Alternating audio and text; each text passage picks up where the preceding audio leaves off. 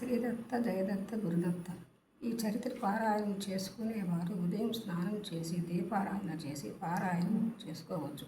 ఒక్క పూటలో ఆ రోజు పారాయణం పూర్తి చేయలేని వారు ఉదయం కొన్ని అధ్యాయాలు మరలా స్నానం చేసి సాయంత్రము మరి మిగిలిన అధ్యాయాలు చదువుకోవచ్చు. ఏమాత్రం వీలు పడిన వారు సాయంత్రం కానీ రాత్రి కానీ స్నానం చేసి ఏమి తినకముందు చేసుకోవచ్చు.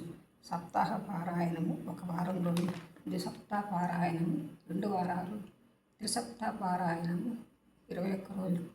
ఈ లెక్కన పారాయణం చదువుకోవచ్చు. దానికి అవకాశం లేని వారు ఒక అధ్యాయం చెప్పిన రోజు చదువుకోవచ్చు. స్త్రీలు బహిష్టు సమయమున ఈ పారాయణం చేయకూడదు. ఎవరైనా చేసుకోవచ్చు. స్నానానికి కూడా అవకాశం లేని వారు ఆరోగ్యం సరిగా లేనప్పుడు ఈ శ్లోకం చదువుకొని పారాయణం చేసుకోవచ్చు.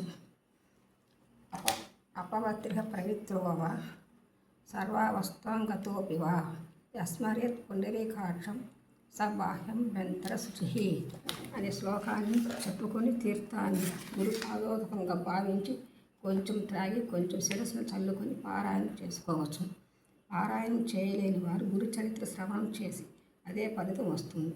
అది చేయలేని వారు శ్రీదత్త జయదత్త గురుదత్త అని స్మరణ చేసినా కూడా అదే ఫలితం వస్తుంది. జై గురుదత్త.